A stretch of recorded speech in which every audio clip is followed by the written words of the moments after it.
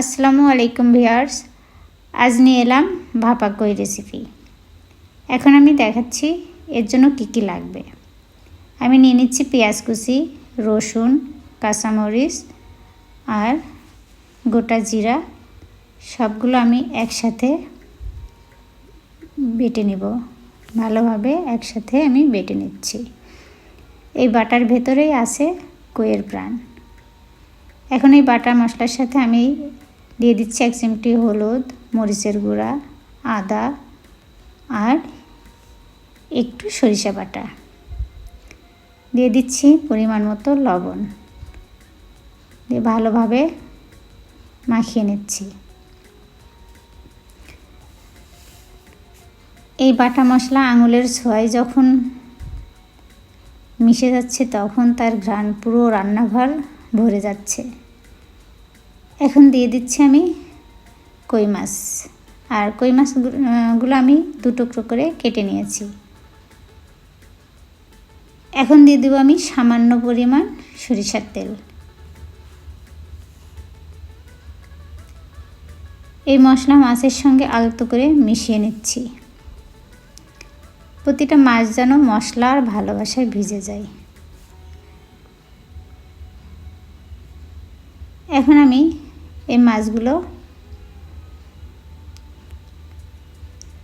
একটা পাত্রে উঠিয়ে নেব।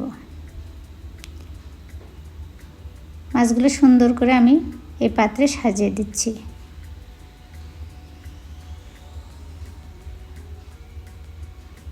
মশলা দিয়ে ভালোভাবে দিচ্ছি। আর আমি এতে কোনো পানি ব্যবহার করব না, কারণ এটা সম্পূর্ণ ভাপে হবে। সামান্য একটু পানি দিলাম যাতে নিচেই মশলা ধরে না যায়।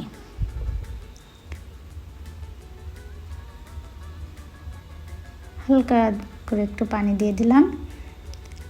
এখন আমি অন্য একটা পাত্রে চুলায় আগেই পানি বসিয়ে রেখেছিলাম। ফুটন্ত পানিতে আমি মাছের পাত্রটা দিয়ে একটা ঢাকনা দিয়ে আলতো করে ঢেকে দিলাম। এখন আমি অপেক্ষা করব। কিছুক্ষণ পর আমি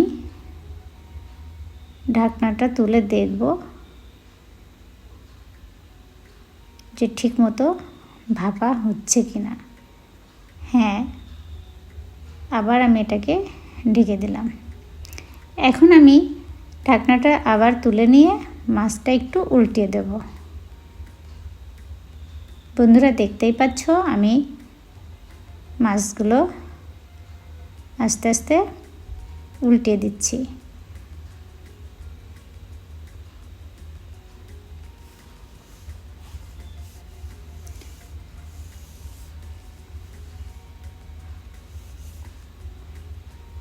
এখন আমি উল্টে দিয়ে আবার ঢেকে দিয়ে কিছুক্ষণ অপেক্ষা করছি। ভিতরে ধীরে ধীরে তৈরি হচ্ছে স্বাদের এক অনন্য গল্প, ভাপা কই।